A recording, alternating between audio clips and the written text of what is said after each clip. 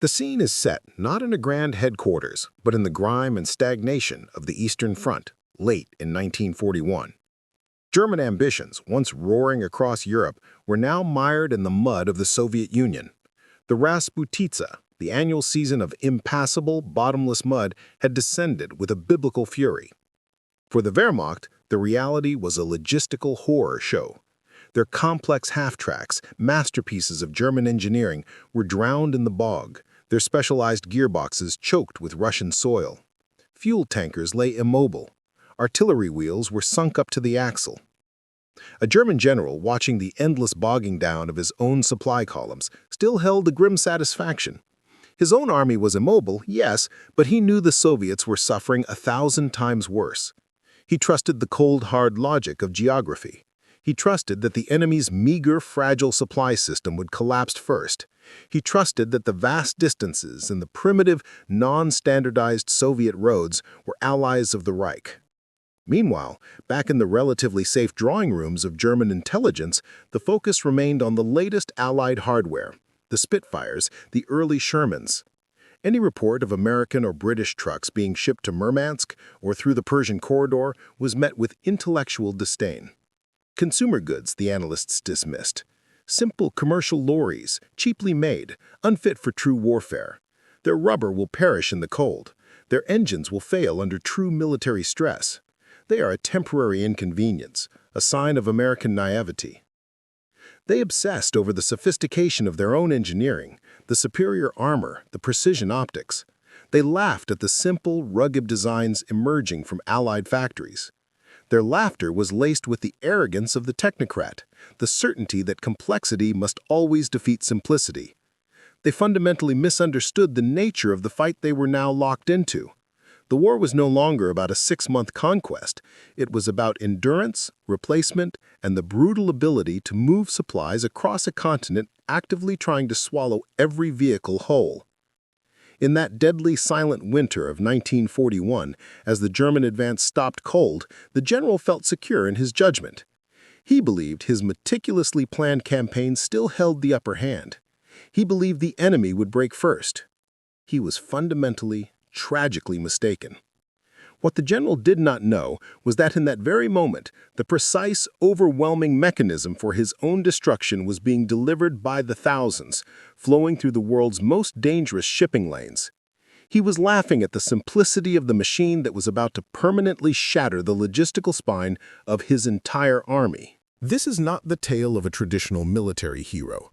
This is the genesis of an industrial behemoth, a machine whose very existence was an insult to the philosophy of the Third Reich, the Studebaker US6 truck. Its birth was not marked by fanfare or complex military specifications, but by the cold, relentless mathematics of the American assembly line. The German war machine was designed by artisans. The US6 was designed by industrial pragmatists. While German engineers dedicated thousands of man-hours to perfecting the precise tolerances of a Tiger tank gearbox, American designers were focused on a single metric, mean time between failure, MTBF, specifically under the most abusive conditions possible. They understood that the most sophisticated vehicle in the world is worthless if it cannot be supplied or repaired. The Studebaker US6 was an exercise in deceptive simplicity. Beneath its unassuming hood lay a robust 6-cylinder engine, intentionally undertuned. Why? Because it was designed to run reliably on the low-octane, poor-quality fuels that were tragically abundant in the Soviet Union, a strategic reality that constantly choked the high-compression, high-performance engines of the Wehrmacht. The Studebaker's engine could tolerate abuse, neglect, and substandard resources. The German engine could not. But the machine's true defining genius lay in its drivetrain. Its 6x6 all-wheel drive system was the single most potent feature against the Russian terrain. This was a concept the Germans had failed to implement broadly, relying instead on complex, vulnerable half-tracks for mobility. The Studebaker's 6-driven wheels, combined with high ground clearance and robust suspension, allowed it to maintain traction and push forward through deep mud, sanding sands, and snow that instantly swallowed the German 4x2 transport vehicles. This was mobility redefined. It was reliable, continuous, and achievable by the least trained driver. Crucially, the US6 was the definitive product of ruthless standardization and interchangeability. It was built from common commercial components standardized across its production. This meant two things. First, massive volume. Factories could pivot and produce the US6 by the tens of thousands, dwarfing the sporadic custom production runs of German vehicles. Second, simplified logistics. A damaged US6 could be repaired in the field using parts stripped from any other US6, simplifying the Red Army's maintenance cycle to the point of absurdity for German analysts. The entire German system demanded specialized mechanics and bespoke parts. The Studebaker system required a wrench and a common spare. This simplicity was a strategic weapon. American critics initially dismissed the design. It was deemed overly rugged and aesthetically crude compared to sleeker military vehicles. The massive emphasis on a heavy-duty chassis and high clearance was seen as unnecessary for local roads. But it was exactly this commitment to rugged utility and simple, massive scale that prepared the Studebaker to thrive in the one place the German logistics system could not survive: the logistical hell of the Eastern Front.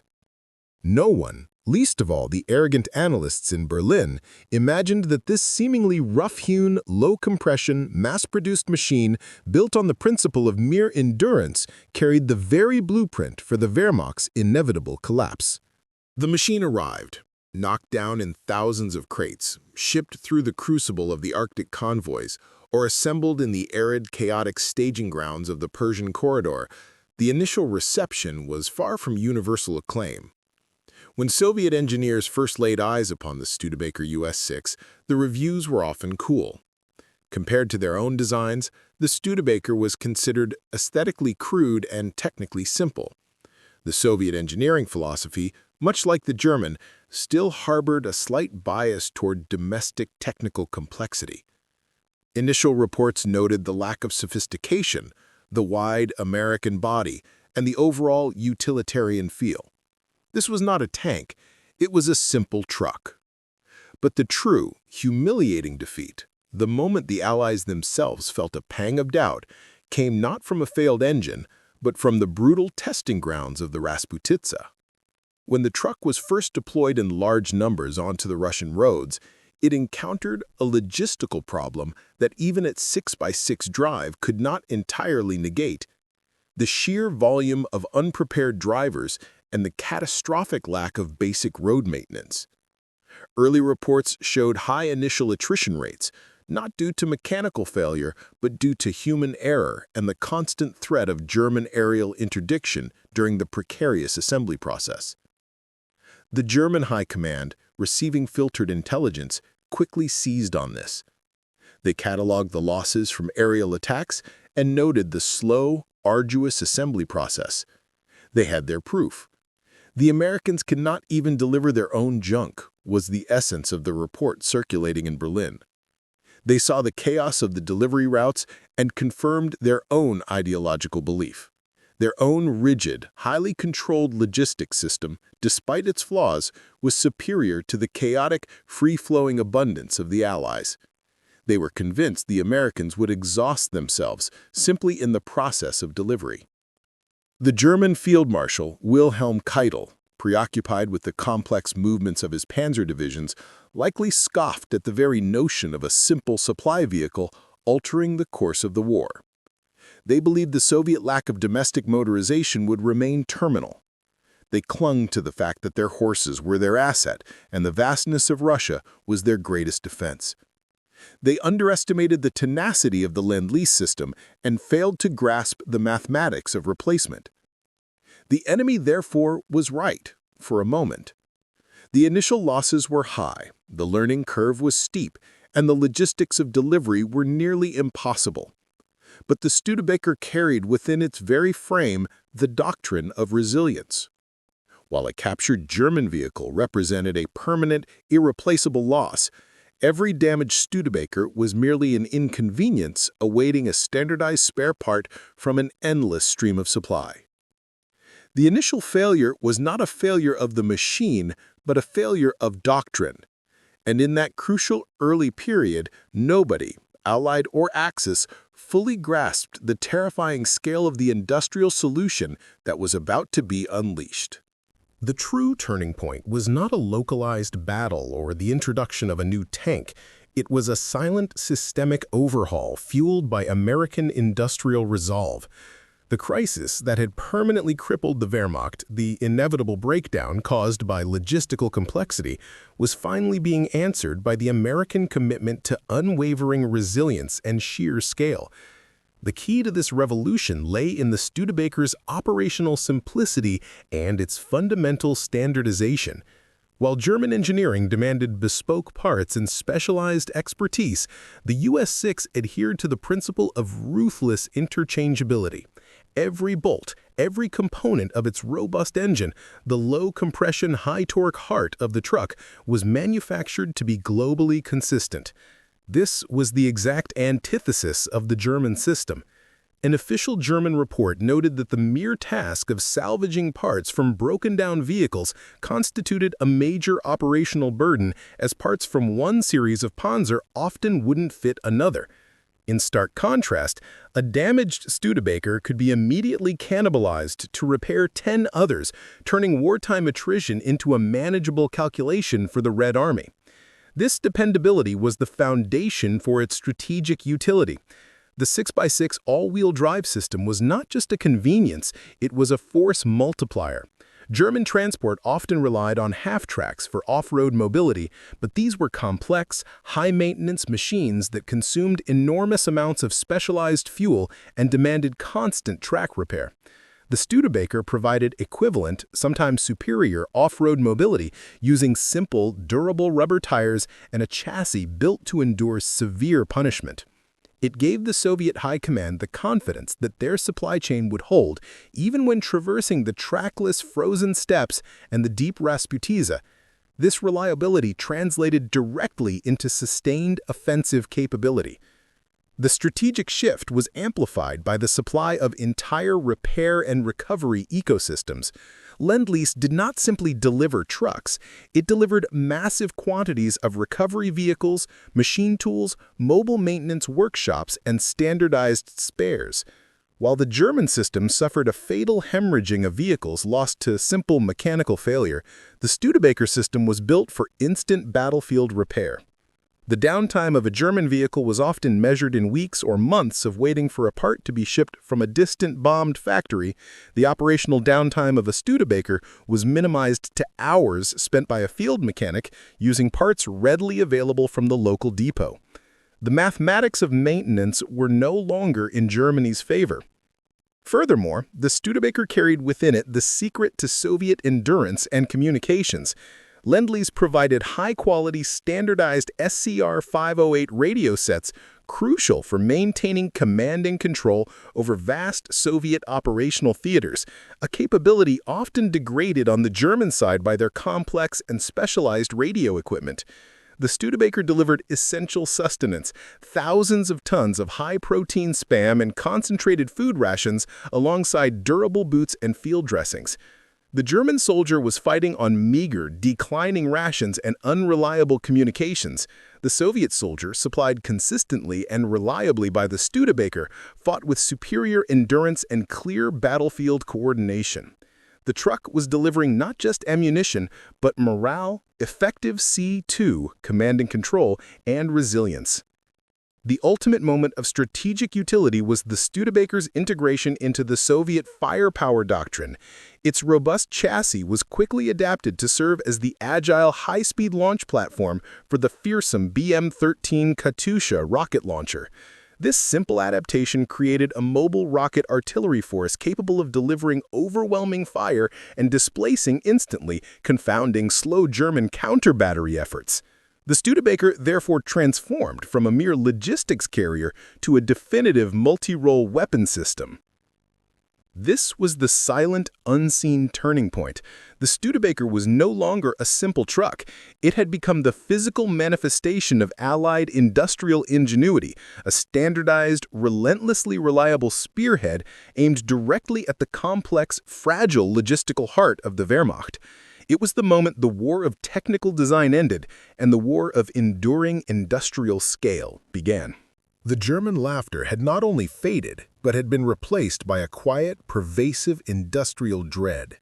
By the deep, bloody fighting of 1944, the Studebaker was no longer merely a logistical curiosity. It was a ghost of relentless, overwhelming statistical certainty.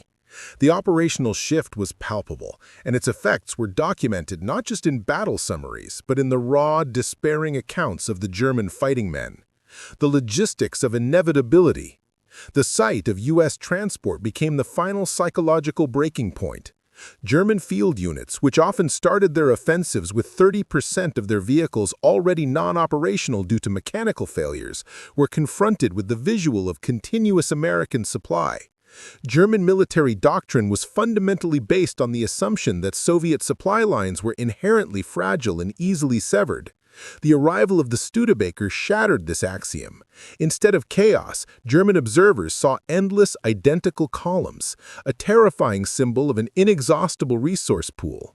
This constant visual exposure to Allied abundance was a devastating psychological blow, confirming the industrial futility of their war effort.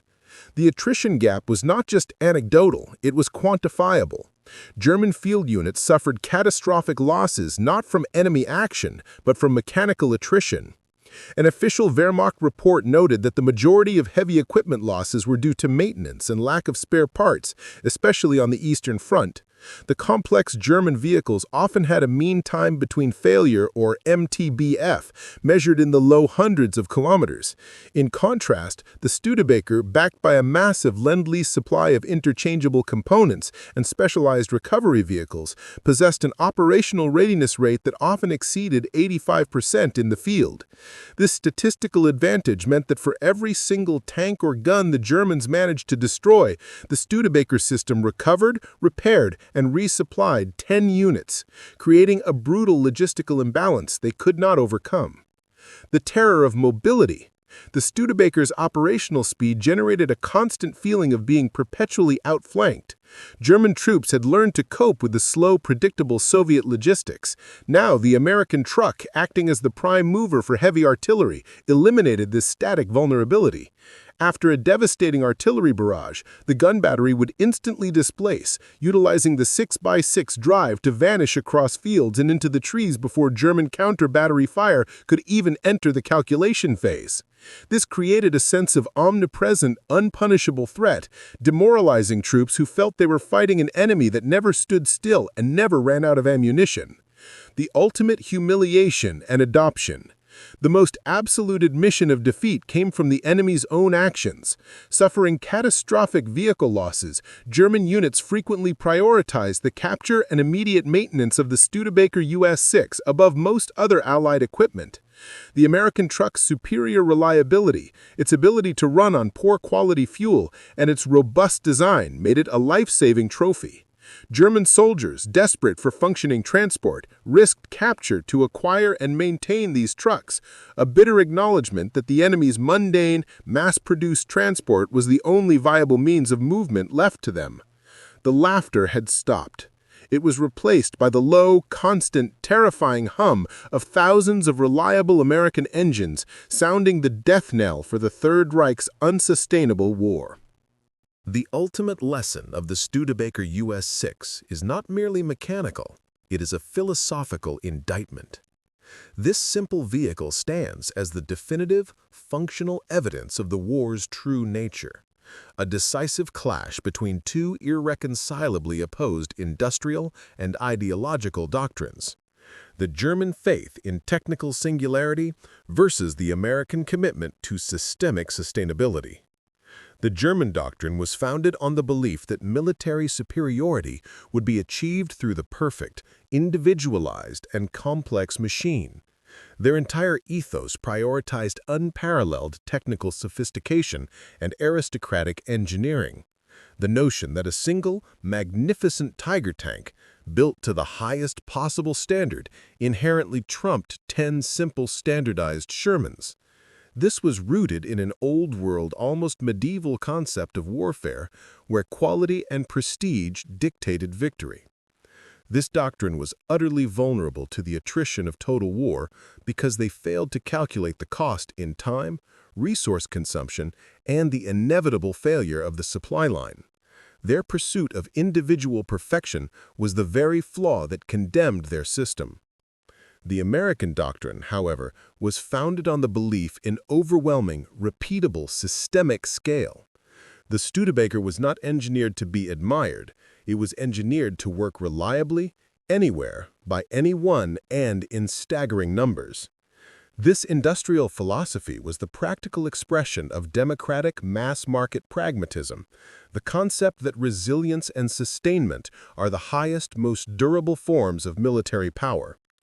The U.S. military understood that the war would be won, not by localized tactical duels of complex technology, but by the side that could reliably sustain the fight longer and replace losses faster, simplifying complexity into a matter of mere logistics. The Studebaker US6 was the most effective expression of this belief. The dueling engineering systems.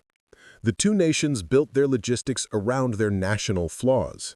The German system, with its bespoke parts, was inherently anti-replacement and rigid, reflecting a controlled economy. The American system, with its standardized engines and universal components, was inherently pro-attrition and flexible, reflecting a free market economy capable of pivoting production on an unmatched scale.